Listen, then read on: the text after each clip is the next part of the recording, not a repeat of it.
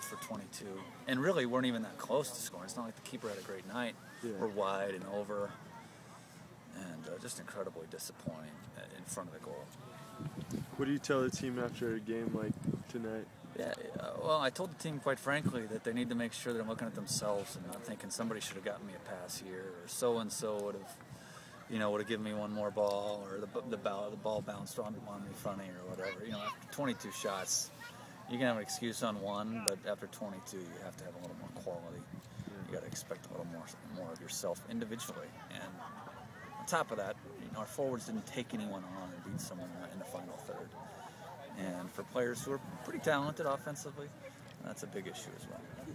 And how do you address the problem of not being able to score? That's 2 nights consecutively. Yeah. Clearly, it's most of our issues are psychological. They were last night, and you don't fix that overnight.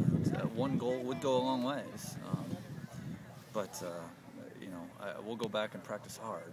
But I don't have a whole lot of drills in my Rolodex here to try to boost our psyche and get the guys believing that they're great players. They have to earn that on the field, and we'll try to do our best to replicate that in practice. How much of the scoring problem is compounded by, in all 3DL, PDL games, going down a goal to start?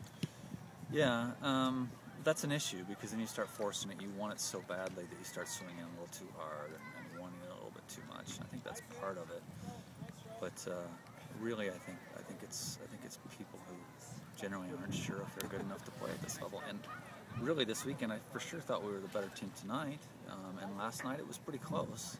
And I wish we had a few more people that believed that they were as good or better than their opponent on the other side. I'm just not sure we do. How difficult was it since they sagged back and put 9 and 10 in the box there? That was smart on their side. They were fortunate, of course, as well. I mean, a free header inside the 6 and some easy stuff. But I think they knew they probably didn't have the legs under them, like the fitness that we did. They knew they were going to struggle to keep up with us, and they did what they could. And tonight it worked out. I wouldn't bet on that happening too often, but it worked for them tonight. I missed your general comments about just the weekend as a whole. I would put this right at about the most disappointing weekend. 2 games that we could win and that we lost. We pride ourselves on winning games where we're not necessarily the better team.